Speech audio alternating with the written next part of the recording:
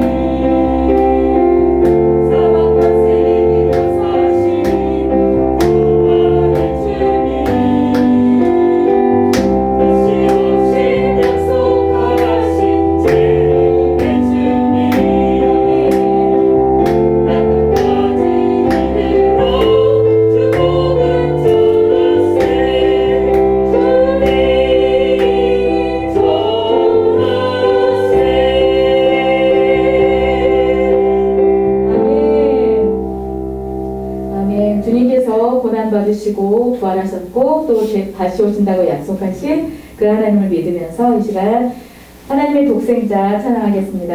찬송가 171장이에요. 그래서 그동안 저희가 알고 있던 가사 내용이랑 좀 다른데 우리가 가사 내용을 잘 보시면서 함께 찬양하도록 하겠습니다. 하나님의 독생자.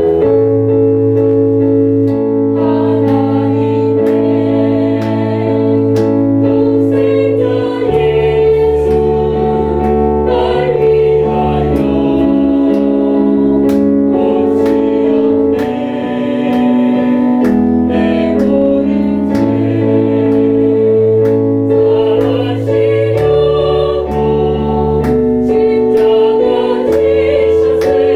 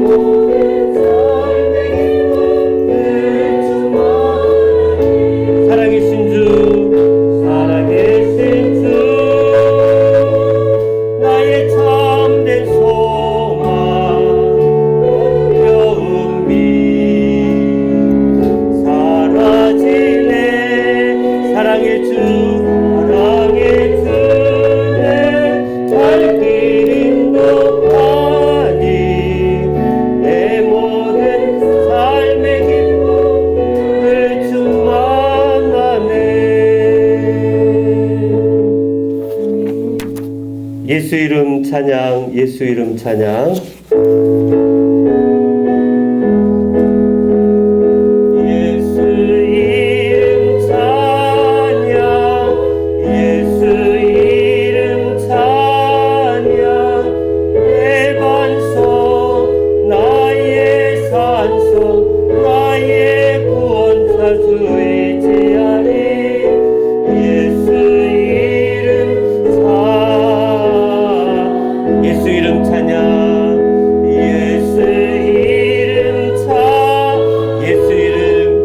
예수 이름 찬양.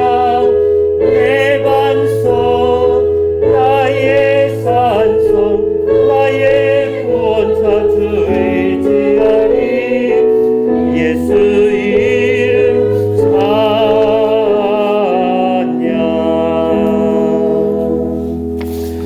우리 시간 참회의 기도를 드리며 주님 앞에 나아가기를 원합니다. 부활하신 주님께서 우리의 죄를 대신하여 십자가에 죽으심으로 부활의 기쁨을 우리에게 귀한 선물로 주신 것처럼 오늘 예배는 우리에게 귀한 선물일 텐데 우리의 마음 중심에 주님 앞에 나아가 고백하지 못한 죄들이 있다면 내려놓고 하나님 이 모습 이대로 주님 앞에 나아가오니 나의 산 제물을 통하여 하나님 영광 받아 주시고 예배 가운데 자정하여 달라고 함께 주의 이름을 부르며 참회의 기도를 드리십시다. 할렐루야를 거신 주 아버지 하나님, 오늘도 주님께서 우리를 불쌍히 여겨주셔서 하나님 예배자의 자리 가운데 불러주신 줄 믿습니다. 마음과 뜻과 정성을 다할 수 있게 하여 주옵소서. 하나님은 보이지 아니하셔서 우리의 영혼을 살피시며 우리 내 마음의 내면을 보시는 하나님 앞에 숨김없이 낱낱이 고백하며 나아갑니다. 참회의 기도를 드립니다. 보혈로 정결케 하여 주시기를 간구합니다. 임하여 주셔서 거룩한 산제물로 우리 예배를 받아주시고 흡양하여 주시고 한량없는 은혜를 예배 가운데 구하여 주옵소서.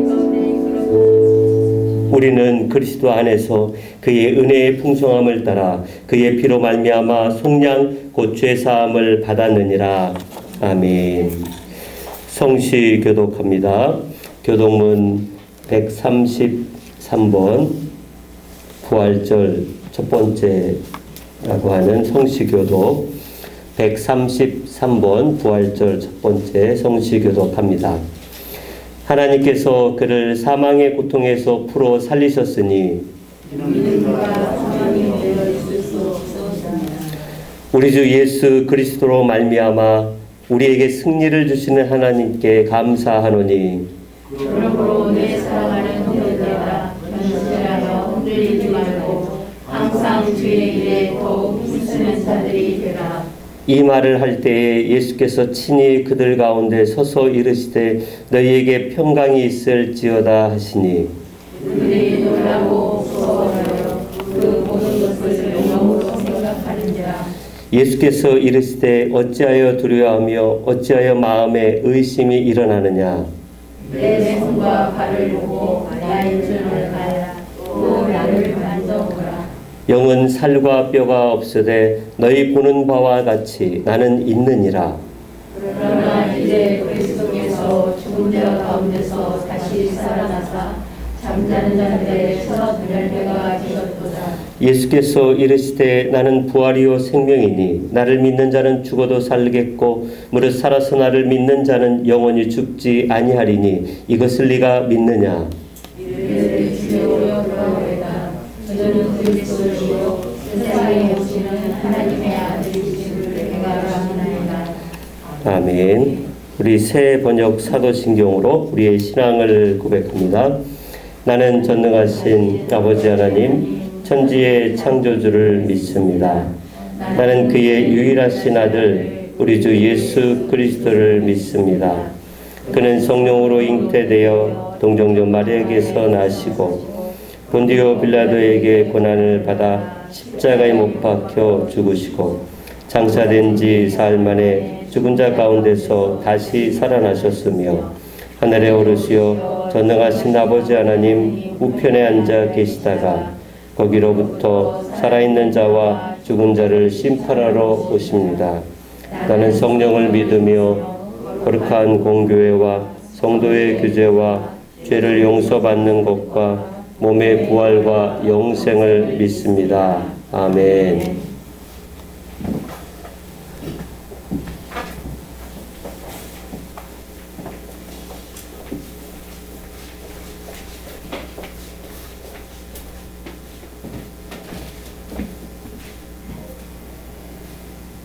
살아계신 아버지 하나님, 이 부활의 아침을 저희에게 허락하여 주시고 감사함과 기쁨 충만하게 예배할 수 있도록 인도하여 주심을 감사드립니다. 우리를 위하여 친히 이 땅 가운데 오셔서 저주받을 우리를 대신하셔서 십자가에서 그 모든 저주를 감당하시고 부활하심으로 말미암아 우리에게 구원의 소망을 주신 그 예수 그리스도의 이름을 참으로 사랑하고 높여드리며 하나님께 영광을 올려드립니다. 아멘. 아버지 하나님, 이 나라와 민족이 아버지 하나님께서 불쌍히 여기셔서 복음을 허락하여 주시고 수많은 사람들을 구원해 주셨으며 한국 교회를 통해서 많은 나라들이 하나님 복음을 듣게 되었는데 지금 이 시간 너무나도 열악한 부분들이 많이 있습니다. 이 한국교회를 주님께서 불쌍히 여기셔서 이 나라와 민족을 위하여 기도하는 것을 쉬지 않게 하시고 말씀의 그 위엄을 회복할 수 있도록 주님께서 은혜 베풀어 주시옵소서. 열방 가운데 복음을 증거하는 선교 한국이 될 수 있도록 그 하나님 아버지 권세를 회복하여 주시기를 간절히 바라고 소망합니다. 하나님 이 땅 가운데 우리 사랑하는 큰숲교회를 세워주셨으니 또한 주님께서 예비하신 은혜를 지금 단비처럼 부어주시고 계시오니 복음을 감당하기에 부족함이 없는 교회 될 수 있도록 축복하여 주시옵소서. 하나님 목사님에게 성령 충만함으로 허락하여 주시고 지혜를 더하여 주시며 하나님 아버지의 마음을 허락하여 주셔서 목양하기에 부족함이 없게 하여 주시옵소서. 날마다 그 은혜의 보좌 가운데 나아가 하나님의 마음을 얻으며 성령의 능력을 덧입고 말씀의 능력으로 하나님 목양할 수 있도록 주님께서 축복하여 주시옵소서. 사랑하는 큰숲교회 모든 권속들 한 사람 한 사람 주님께서 안수하여 주시고 만져주셔서 회복시켜 주시고 그 믿음을 소송케 하여 주시고 그 건강을 회복시켜 주시며 하나님 우리의 공동체성을 회복하여 주시기를 간절히 바라고 원합니다. 드려지는 모든 예배와 기도회 때마다 하늘문을 여시고 성령께서 임재하셔서 각 심령을 주님께서 두루 만지셔서 하나님의 영광을 위하여서 다시 한번 주님 앞에 나아가 힘을 얻고 주님 앞에 헌신하는 큰숲교회 권속들이 되도록 축복하여 주시옵소서. 이 시간 드리는 모든 예배가 하나님께 아름답게 드려지기를 원합니다. 부활의 능력이 충만하고 기쁨이 충만한 예배가 될 수 있도록 축복하여 주시옵소서. 진리의 말씀이 선포되어질 때에 각 심령의 신비에 박혀서 그 말씀으로 말미암아 영원히 소성케 되는 역사가 나타나게 하여 주시옵소서. 주께 온전히 믿음으로 감사드리며 예수님의 이름으로 기도합니다. 아멘.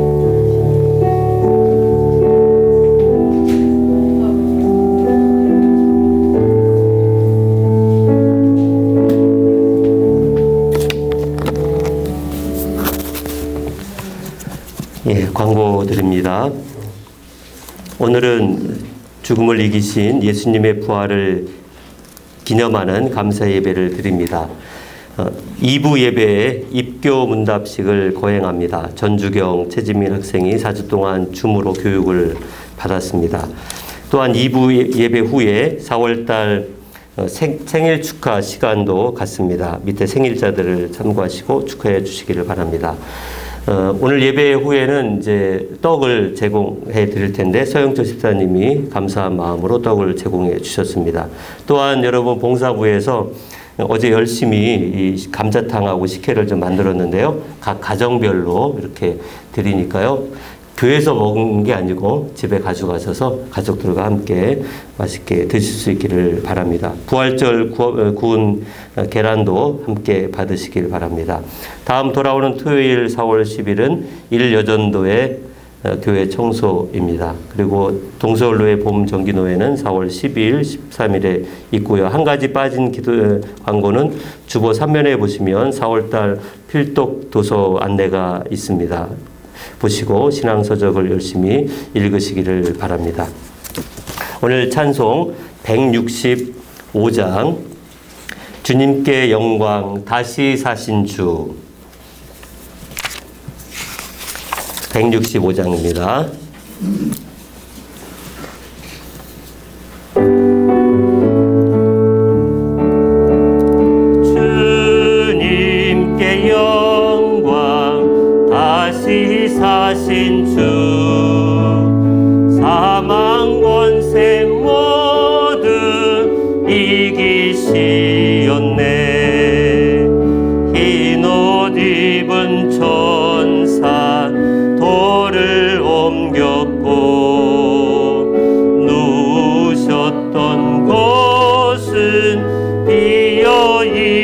이기셨네.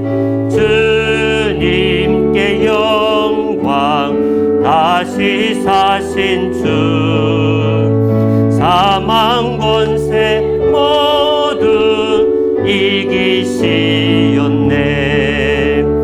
부활의 주님 나타나시사 두려움과 의심 물리치셨네.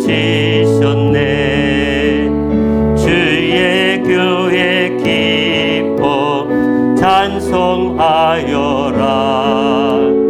다시 사신 주님 죽음 이겼네. 주님께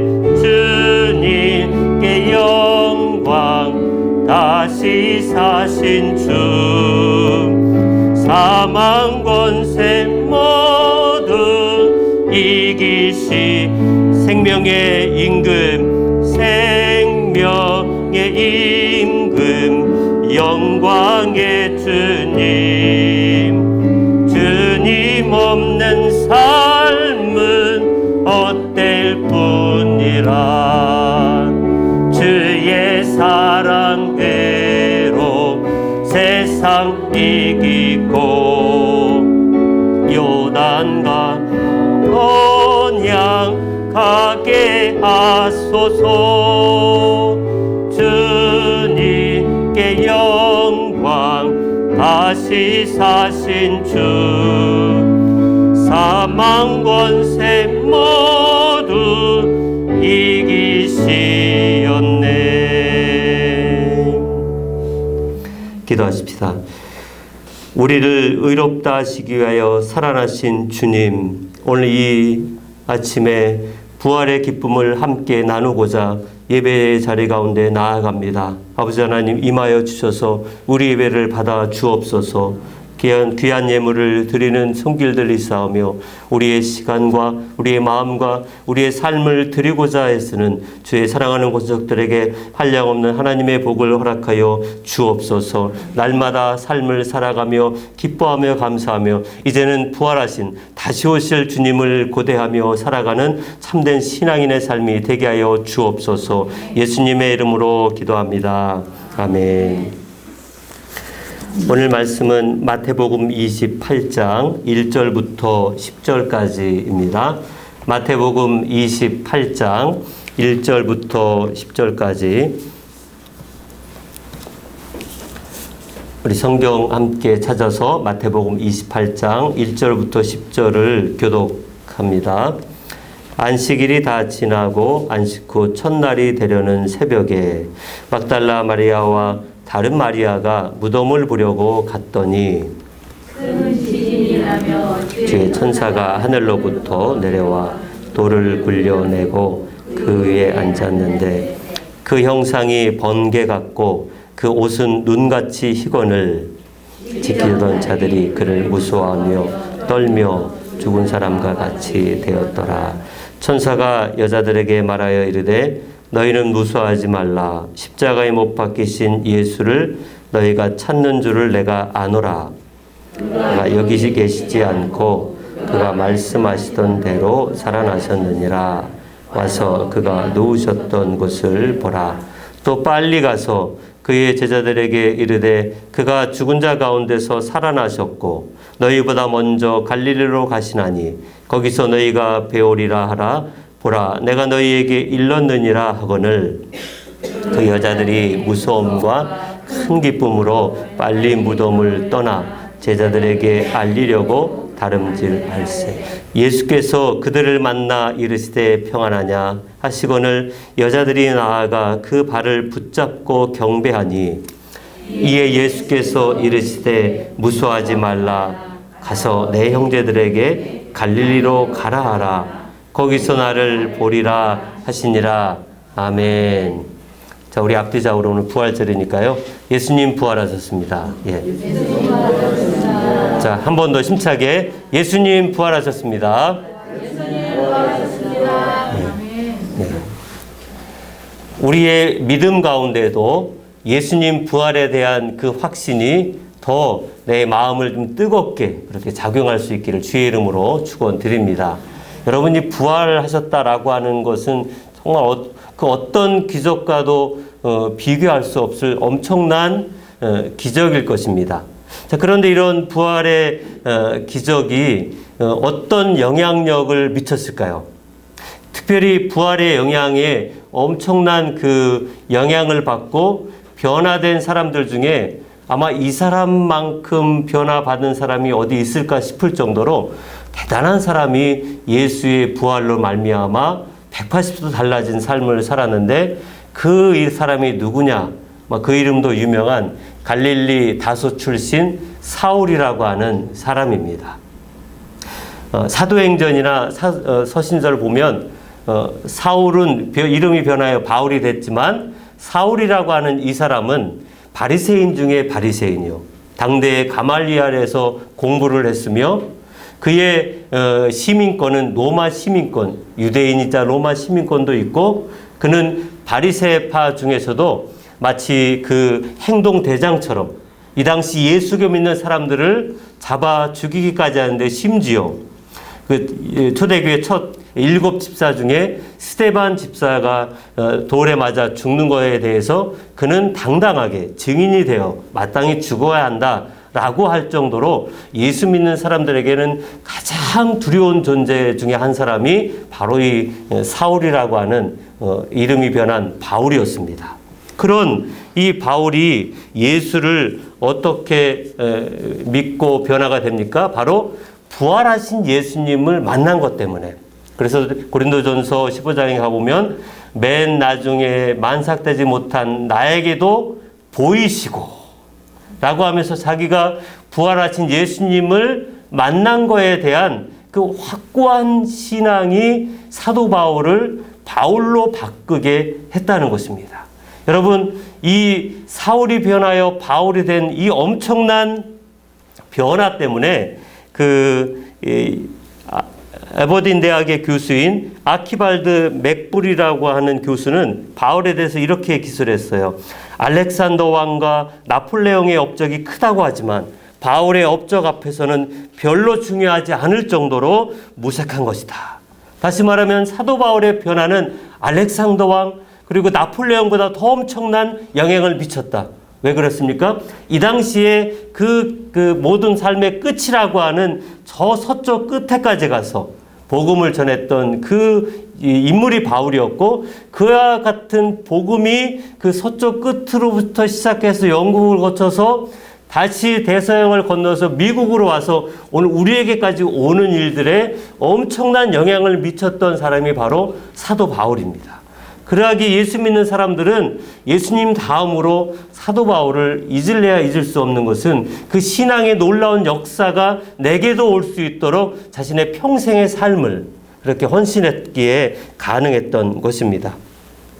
자, 여러분, 이와 같이 바울은 그 예수를 만난 이후에 그 삶이 얼마나 바뀌어졌는지 그는 결혼도 하지 않고 평생을 죽는 날까지 복음 전하는 데 걸어 다니며 돌에 맞아 죽었던 것 같은 그 도시를 다시 일어서서 또 가서 복음 전하고 끊임없이 복음 전했더니 많은 교회들이 세워지고 많은 예수 믿는 사람들을 주께로 인도하는 귀한 역사의 한 인물이 바로 이 부활하신 예수님을 만났기 때문에 그의 놀라운 이 역사가 이 부활을 통해서 새롭게 시작이 됐다는 것입니다. 여러분, 이 부활에 대한 증거는 지금도 여러분 부활에 대한 증거가 나타나잖아요. 예수를 만난 사람들이 자신의 죄인인 것을 발견할 때마다 누구를 만났다고 고백합니까? 내가 예수를 만났어. 지금도 예수를 만났다라고 그렇게 예수를 증거하는 이 초신자들, 이제 막 예수 영접한 사람들은 내가 죄인인데 그 죄인을 깨닫게 해주신 분이 예수님이다. 지금도 계속 예수님을 만나는 사람들이 끊임없이 나타나고 있어요. 더 나아가서 예수님에 대한 그 부분이 여러분 그 성경을 부정하고 예수의 부활과 그리고 사도 바울의 회심을 반박하기 위해서 영국의 유명한 옥스퍼드대 그 두 교수인 길버트 웨스트와 로드 리트레톤이라고 하는 사람은 기독교인의 신앙의 기초를 파괴하기 위해서 한 사람은 예수의 부활이 거짓이다라는 것을 연구했고, 또 한 사람은 사도 바울의 회심은 가짜다. 이걸 연구하고 조사하다가 결론적으로는 두 사람 다 예수쟁기가 돼버렸어요. 왜냐하면 부활의 증거가 가짜다라고 하는 것을 조사하면 조사할수록 끊임없이 부활을 경험한 사람들이 나타나고, 끊임없이 예수를 만난 사람들이 나타나고 하니 이건 도저히 부활을 거부하는 것보다는 차라리 믿는 것이 낫다 싶어서 이 두 교수가 결국 예수를 믿고 부활의 증인이 되었다고 하는 것입니다.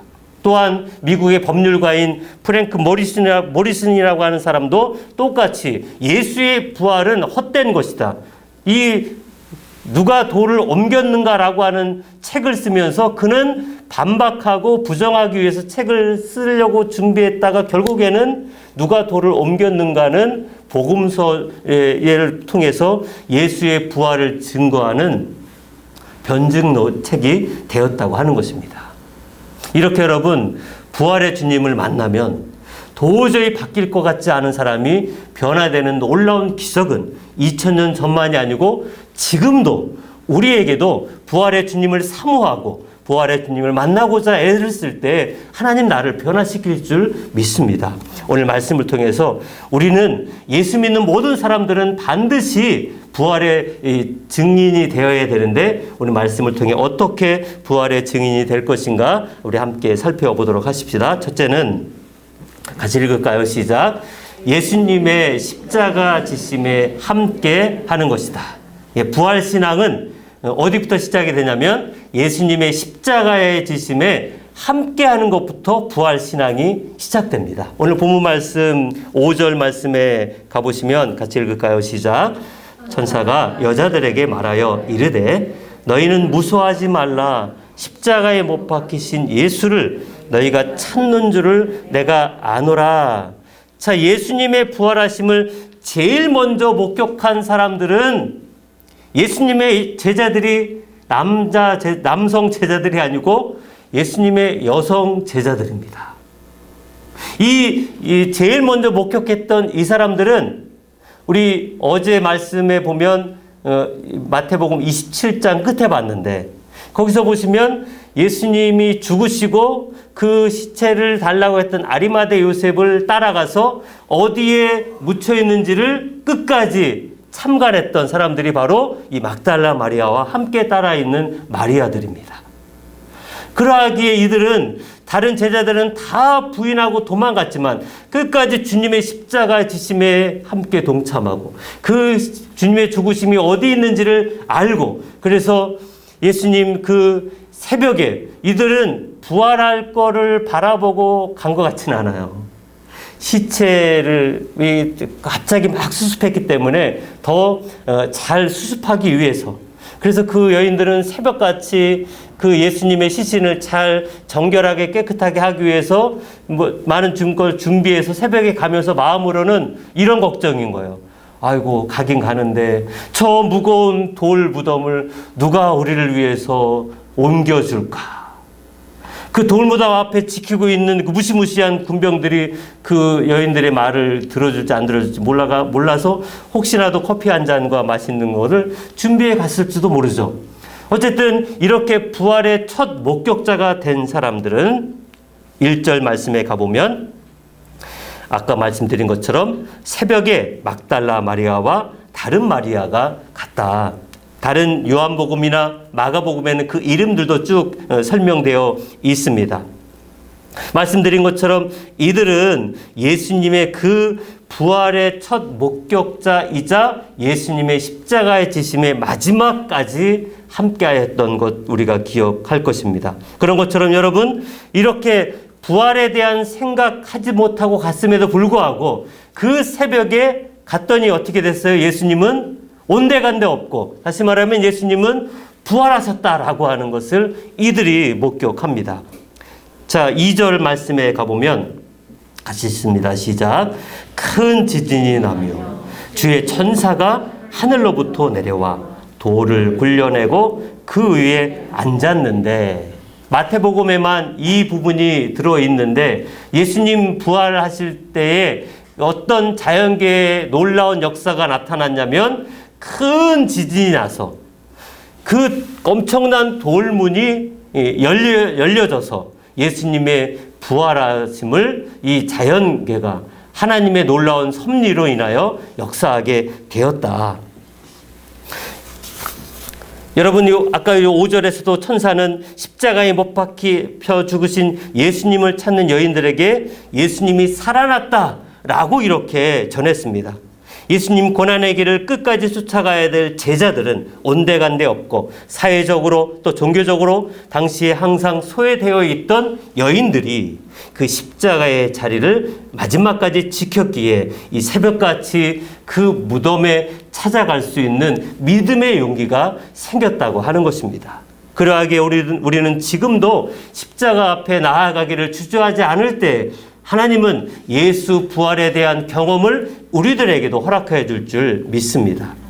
부활 신앙은 십자가 지신 예수님을 끝까지 따라가는 것입니다. 십자가 지신 주님과 함께하는 것이 곧 부활하신 주님을 만나는 영적인 지름길이기 때문에 십자가 없는 부활이라고 하는 것이 아니라 십자가를 통한 부활의 기쁨을 얻을 수 있는 저와 여러분 될 수 있기를 바랍니다.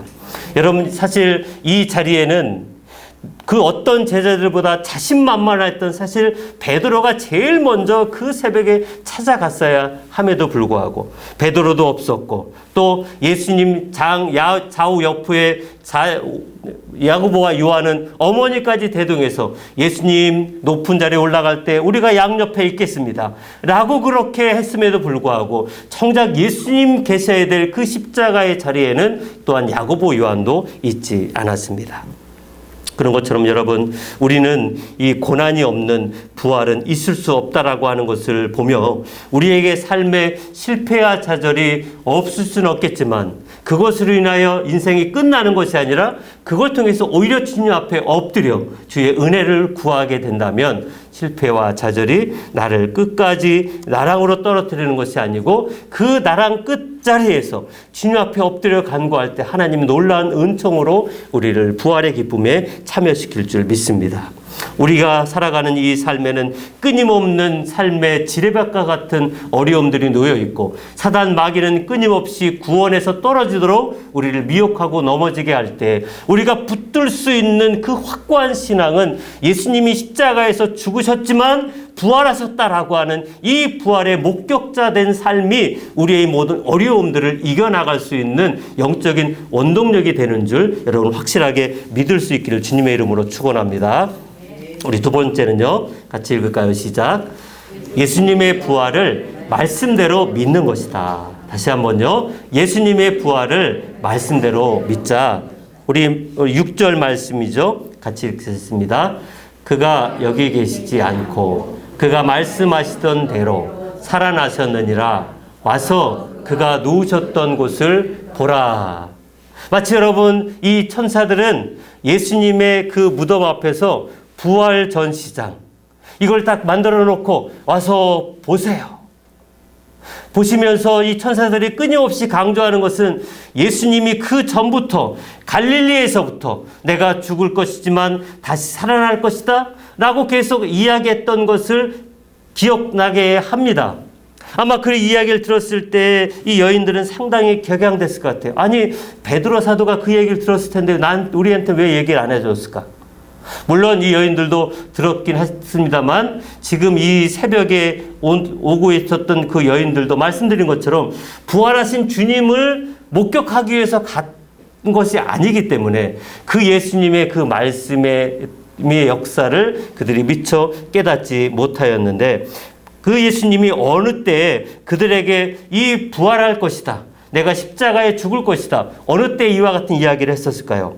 여러분, 그 12장 40절 마태복음에 가보면 이런 말씀이 있어요. 그 바리새인들이 예수님께 표적을 보여달라, 그래야 우리가 믿겠다라고 했을 때 예수님이 이와 같이 얘기합니다. 시작.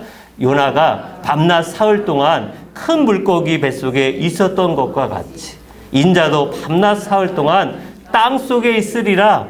예수님 십자가의 죽으심을 미리 예고하고 있고, 그리고 나서 더 자세한 언급은 예수님 공생의 사역 그 끝자락 십자가 지시기 한 6개월 전에 가이사랴 빌립보에서 제자들만 1박 2일 수련회처럼 하는 그때에 그들에게 아주 심도 있는 이 말씀을 전해줬어요. 16장 21절입니다. 시작.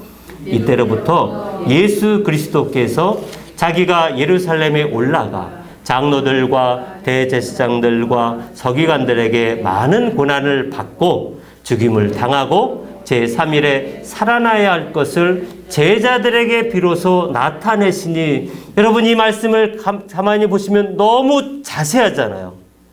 누가 나를 죽이게 할 것이다 라고 하는 것까지 빌라도만 빠져있지 다 들어있어요.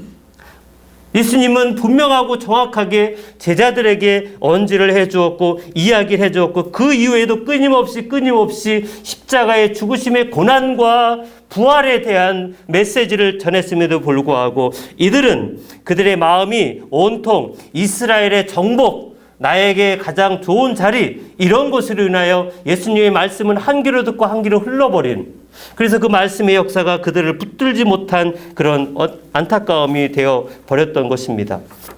그런 것처럼 이 제자들의 믿음 없음이 나중에는 여러분 예수님이 부활한 이후에도 믿음을 빨리 회복해야 되는데, 부활 전에 믿음이 없었던 것이 부활 이후에도 그 믿음 없음이 계속 약간 이어져 가는 분위기가 오늘 마태복음에도 보면 나와요. 28장 16절 17절입니다. 시작. 11 제자가 갈릴리에 가서 예수께서 지시하신 산에 이르러 예수를 배웠고 경배하나 아직도 의심하는 사람들이 있더라. 얼마나 좀 불쌍합니까? 예수님 부활하셨고 이제 승천을 앞두고 있는 그 마지막 상황 속에서도 저분이 부활하신 것이 맞나?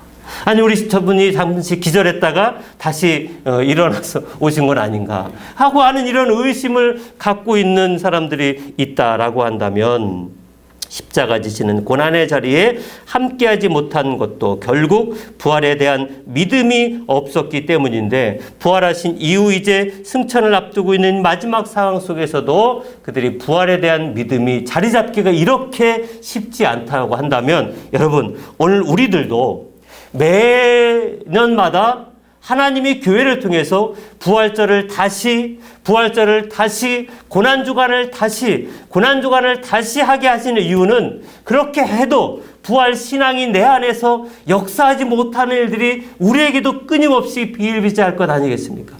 교회를 오랫동안 다녔는데도 불구하고 부활에 대한 확신이 없어서 늘 삶의 힘든 것을 그냥 부여잡고만 산다면 신앙생활의 오랜 연륜이 무슨 자랑이 되겠습니까? 우리 신앙생활의 오랜 연륜의 자랑은 고난받으신 고난에 내가 얼마나 동참하고 있느냐, 부활하신 주님에 대한 그 확고한 믿음이 내게 선명하게 자리 잡아야 되는데, 그래서 여러분 하나님은 매년 학습시키시는 거예요. 고난 그리고 부활에 대하여 우리가 그 주님의 고난의 자리에 있어야 되는데, 여러분 한 주간 고난의 자리에 우리가 있고자 이렇게 준비했음에도 우리가 있어야 될 그 자리에는 먼지만 와서 앉아 있을 뿐, 정작 있어야 될 우리가 없다면 불신자가 와서 앉아 있어야 될까요?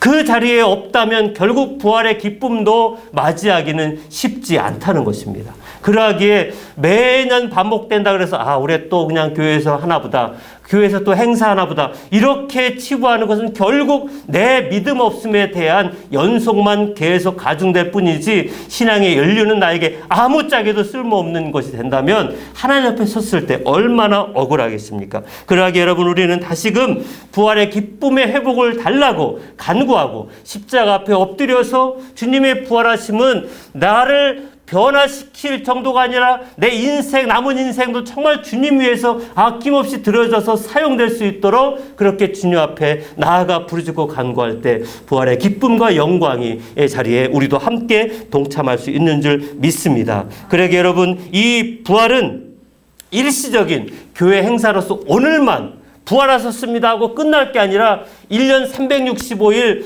부활은 정말 복음 중에 복음이다. 이것을 끊임없이 전해야 될 사명이 오늘 저와 여러분들에게 있다는 것을 다시 한번 믿음으로 고백할 수 있기를 바랍니다. 자, 우리 마지막으로 세 번째는요. 같이 읽습니다. 시작. 예수님의 부활을 기뻐하며 전파하는 것이다. 오늘 본문 말씀 8절입니다. 8절도 있습니다. 시작. 그 여자들이 무서움과 큰 기쁨으로 빨리 무덤을 떠나 제자들에게 알리려고 다름질할세. 그 새벽같이 짐을 싸들고 거기에 갔는데 짐은 온데간데 없이 이들에게 어떤 마음이 왔어요? 여기 보니까 그냥 기쁨도 아니고 큰 기쁨이에요. 만약 예수님이 일반 사람들처럼 죽었는데, 그걸로 죽었는데 끝이다, 죽으신 거로 그냥 끝났다 라고 한다면 그 죽음 이후에 제자들과 예수를 따랐던 사람들은 어떻게 됐을까요? 물론 시간이 지나면 점차 그냥 그들은 평상시의 삶대로 돌아가고 그냥 안정된 자기의 삶을 살아갔을 것입니다. 그러나 예수님은 일반 사람들이 죽은 것처럼 3일 만에 죽고 끝난 게 아니라 3일 만에 다시 살아나셨어요. 그래서 엄청난 기쁨을 얻었습니다. 그래서 엄청난 기쁨을 얻었지만 삶은 일반 평범한 삶이 아니라 오히려 제자들과 예수 따르는 사람들의 삶은 막 그냥 폭풍 전야처럼 이제 전 세계적으로 흩어져서 엄청난 핍박과 엄청난 어려움들이 찾아오겠음에도 불구하고 그 기쁨 때문에 그 모든 어려움과 여러분, 예수님의 제자들, 가룟 유다는 스스로 목매어 죽었지만 다른 11 제자들, 사도 바울, 예수님의 친동생 야고보까지 다 동일하게 십자가에 순교당한 사람이 3분의 2고 나머지도 참수당하고 돌에 맞아 죽는 그 순교자의 길을 걸어갔습니다. 무엇 때문에요? 예수님 부활한 것 때문에.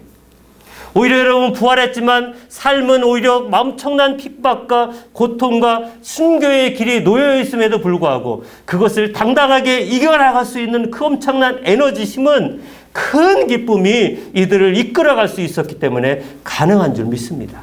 오늘 우리에게 필요한 것 큰 기쁨 아니겠습니까? 여러분, 그런데요, 이 부활의 현장에는 여인들만 있었을까요? 아니에요. 또 다른 사람들이 있었어요. 오늘 본문 말씀 4절에 가보시면 같이 있습니다. 지키던 자들이 그를 무서워하며 떨며 죽은 사람과 같이 되었더라. 누구예요? 군병들이 그 밤새 거기서 야근하면서 그 무덤을 지키고 있었어요. 함께 그 지진이 일어나는 현장, 예수가 부활하는 현장의 목격자들, 어찌 보면 최초의 목격자이겠네요. 그러나 이들은 여인들과의 반응하는 정반대예요. 여인들은 큰 기쁨을 얻었지만 결국 이들은 그 부활을 왜곡하고 거짓을 증거하는 잘못된 증거의 목격자들로 전락돼 버려 갑니다. 여러분, 그래서 여기 말씀하잖아요. 죽은 사람과 같이 되었더라. 그래요. 죽은 사람은 역시 반응이 없습니다. 우리 믿음이 죽고 우리 신앙이 죽으면 우리는 큰 기쁨도 부활도 반응할 수가 없어요. 왜요? 죽었기 때문에. 우리는 죽은 자가 아니고 주님 안에서 부활한 자들입니다. 우리는 큰 기쁨을 얻은 자들인 줄 믿습니다. 여러분, 부활신앙이 왜 중요할까요? 이 부활신앙은 단순히 이 부활하신 것만이 아니에요. 여러분의 그 앞에 올 재림까지 이 부활신앙은 연장됩니다. 어디에서 이걸 알 수 있을까요? 아까 여러분, 주님의 부활 앞에도 어떤 자들은 죽은 자들 되고 어떤 자들은 큰 기쁨을 얻어 주의 부활에 참여하는데, 마태복음 24장 40절 41절 재림 때의 상황입니다. 같이 읽습니다. 시작. 그때에 두 사람이 밭에 있음에 한 사람은 데려가고 한 사람은 버려둠을 당할 것이요, 두 여자가 맷돌질을 하고 있음에 한 사람은 데려가고 한 사람은 버려둠을 당할 것이니라. 여러분, 똑같잖아요. 부활 때 이 군병들은 죽은 자들이 되지만 여인들은 큰 기쁨을 얻는 것처럼 재림 때에도 어떤 자들은 천국의 기쁨을 얻지만 어떤 자들은 지옥의 형벌로 떨어지는데, 그러하게 여러분, 부활 때나 재림 때나 주님께서 우리에게 원하시는 신앙의 태도는 24장 42절입니다. 시작. 그러므로 깨어있으라. 어느 날에 너희 주가 임할는지 너희가 알지 못함이니라. 아멘. 예수님의 부활은 우리를 변화되게 합니다. 낭만과 좌절에서 다시 소망을 갖고 주님이 주신 이 소명을 붙들고 나아가게 합니다. 여인들은 사명을 받고 이제 제자들에게 달려가요. 여러분 그림을 그려보세요. 반대가 됐어야 되잖아요. 제자들이 달려가야 되는데 제자들은 꽁꽁 숨어있고 여인들이 참 달리기 하기 힘든 여인들이, 왜냐하면 이 중에는 이 야고보의 어머니도 있으니까 제자들보다 달리기 힘든 여인들이 그 열심히 달려가요. 왜요? 큰 기쁨 때문에 가서 증거해야 될 테니, 가서 복음을 전하고 부활하신 주님을 전파하기 위해서 제자들에게 달려갑니다. 달려가는 것에 주님이 그들에게 평안과 응원과 그들에게 더 하나님의 크신 역사를 나타내게 해주는데, 여러분 아직 예수님을 만나지 못했어요. 달려갈 뿐이에요. 달려가다가 진짜 주님 만납니다. 28장 9절 10절 시작. 예수께서 그들을 만나 이르시되 평안하냐 하시거늘 여자들이 나아가 그 발을 붙잡고 경배하니, 이에 예수께서 이르시되 무서워하지 말라, 가서 내 형제들에게 갈릴리로 가라 하라. 거기서 나를 보리라 하시니라. 할렐루야. 자, 이렇게 제자들에게 달려가다가 여인들은 정말 살아계신 부활하신 예수님을 만나는 놀라운, 아까 부활하신 장면만 목격했지 실제 부활하신 주인공은 이 달려가면서 기쁨을 얻어서 달려가는 제자들에게 부활하신 주님을 전파하려고 달려가는 자들에게 예수님이 나타난다는 것입니다. 여러분, 예수님이 어느 때에 나타날까요? 우리가 주의 말씀을 전하고자 할 때, 우리가 부활하신 주님의 기쁨에 감격할 때 주님 우리에게 평안을, 축복을 허락하여 주시며 주님의 임재하심을 통해서 우리의 삶의 사명이 무엇인지를 깨닫게 하여 주시고 전파하게 하신다고 하는 것입니다. 그러하게 여러분, 예수님은 말씀대로 부활하셨고 이젠 부활하신 그 주님을, 우리가 그 기쁨을 얻었다면 우리에게 남은 일은 부활하신 주님을 뭐예요? 전파하는 것입니다. 그 전파하기 위하여 주님께서는 다시금 이 여인들뿐만 아니라 제자들을 주님 만남을 통해서, 이제는 그 제자들이 앞으로 어떻게 합니까? 예수님이 승천하신 이후에 그 제자들이 이제 그전에는 예수님 십자가 지실 때 무서워서 도망가고 부인하고 맹세하고 저주까지 했던 이 베드로를 비롯한 이 별 볼 일 없었던 이 11 제자들이 얼마나 변화가 되어서 그 무시무시한 대제사장 앞에서 당당하게 복음 전하고, 너희가 죽였지만 부활했다. 사도행전에 가보세요. 베드로가 변했어요. 우리 애들만 변한 게 아니에요. 예수님 만나면 그 나이 많고 강팍한 사람들도 변화가 되어서 하나님 앞에 부활의 기쁨을 전할 수밖에 없는 놀라운 역사가 나타나는 줄 믿습니다. 여러분, 인간의 변화는 남녀노소를 불문하고 어떤 상황에 있다 한다 할지라도, 어떤 무시무시한 삶을 살았다 할지라도, 아까 말씀드렸잖아요. 사울이 변하여 바울이 됐다고 한다면 나와 같은 사람이 변화되려고 하는 것은 어렵지 않아요. 단지 부활하신 기쁨을 만나고자 하는, 주님 앞에 엎드려 십자가 앞에 나아가고자 하는 그것이 우리에게 필요하다 하는 것입니다. 마지막으로 여러분, 이와 같은 부활의 기쁨을 만났던 제자들에게 예수님은 마지막으로 이와 같은 명령을 하면서 이제 승천하십니다. 우리 마태복음 28장 19절로 20절입니다. 시작. 너희는 가서 모든 민족을 제자로 삼아 아버지와 아들과 성령의 이름으로 세례를 베풀고 내가 너희에게 분부한 모든 것을 가르쳐 지키게 하라. 볼지어다 내가 세상 끝날까지 너희와 항상 함께 있으리라 하시니라. 아멘. 이 영광에 참여하기 위해서 우리는 십자가 지신 주님 앞에 함께 나아가고자 하며, 더 나아가서 부활의 기쁨을 얻었다면 이젠 부활의 그 영광을 전파하는 귀한 사명자의 자리에 설 때 주님은 항상 함께 하신다라고 하는 그 은혜가 매일의 삶 가운데 나타날 줄 믿습니다. 아멘. 기도하십시다. 아버지 하나님, 주님은 2000년 전만에만 부활하신 것이 아니라 지금도 주님은 부활하셔서 우리에게 찾아오시고 우리를 변화시키시고 예수 그리스도를 통하여 하나님의 살아계심을 다시금 얻게 하시며 큰 기쁨을 얻게 하셔서 주의 복음을 전파하며 이제 마지막 날까지 주님 다시 오실 그날까지 복음 전하며 부활하신 참된 복음을 전파하는 귀한 사명 우리에게 주신 줄 믿사오니 날마다 부활의 증인으로 살아가고자 다짐하는 우리 모든 성도들 되게 하여 주옵소서. 예수님의 이름으로 기도합니다. 아멘.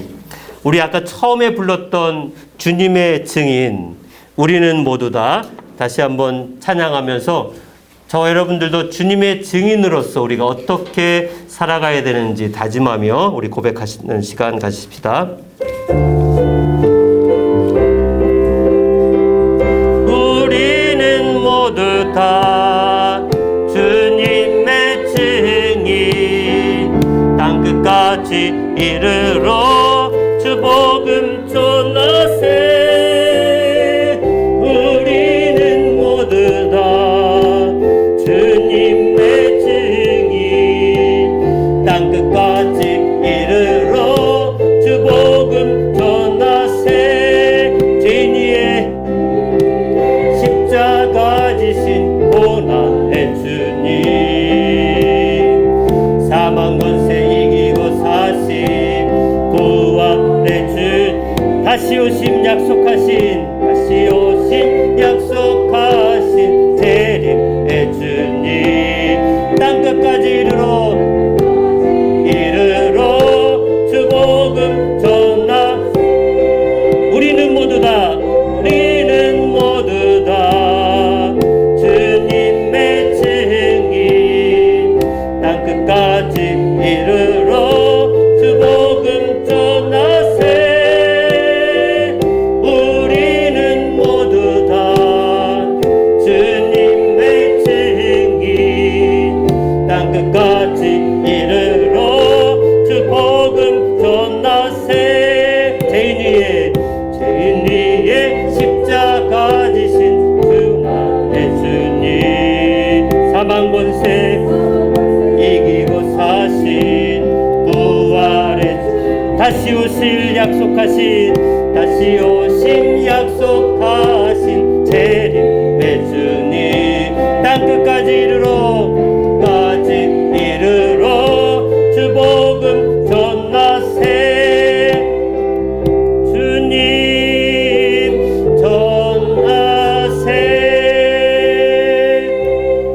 우리 함께 말씀 생각하면서 주님 부활의 기쁨을 얻기 위하여 내가 주의 고난 십자가 지신 주님과 그 십자가에 동참할 수 있는 은혜를 달라고, 나도 나에게 주시는 부활의 큰 기쁨이 내 모든 삶의 원동력이 되어 주님 나에게 주신 그 소명, 나에게 주신 그 사명을 주님 다시 오실 재림 때까지 부활하신 참된 복음을 전하는 내가 되게 해달라고 말씀 생각하면서 함께 기도하십시다. 할렐루야. 거룩하신 주 아버지 하나님, 우리를 불러서 부활의 증인으로 세워주셔서 하나님 아버지 나라가 이루어지는 곳에 우리를 들어서 하나님 사용하여 주시는 줄 믿습니다. 주의 그 고난의 잔을 우리가 마시고 주의 고난의 그 십자가를 나도 십자가 짊어지고 주님 따라가 주님이 다시금 죄로 인하여 십자가에 죽으시고 부활하신 참된 기쁨, 큰 기쁨을 얻게 하여 주옵소서. 그로 인해서 하나님 아버지 어떤 어려움들이 찾아온다 할지라도 부활하신 주님의 그 기쁨 때문에 능히 이겨나가며 이제 주님 다시 오실 그날을 우리가 고대하며 땅끝까지 주의 복음을 증거하는 귀한 사명을 잘 감당하는 우리 건축교회 모든 성도들 다 되게 하여 주옵소서. 전계심을 감사를 드립니다. 거룩하시고 자비로우신 주 아버지 하나님, 주님께서 부활하셨는데 그 부활의 기쁨에 참여하기 위해서라도 우리가 날마다 십자가 짊어지고 주와 함께하게 하여 주옵소서. 부활은 주님 말씀대로 이루어진 줄 믿사오니 내게 주어진 이 말씀을 통하여 부활의 기쁨을 날마다 회복하게 하여 주옵소서. 그로 인하여 부활의 큰 기쁨이 내 삶의 모든 어려움들을 이겨나갈 수 있는 신앙의 영적인 원동력이 되어 이제 다시 오실 재림의 주님을 고대하며 나에게 주신 그 소명, 나에게 주신 그 사명을 잊지 않고 나와 항상 함께 하시는 우리 주님, 부활하신 주님을 전파하는 우리 건축교회 모든 성도들 되게 하여 주옵소서.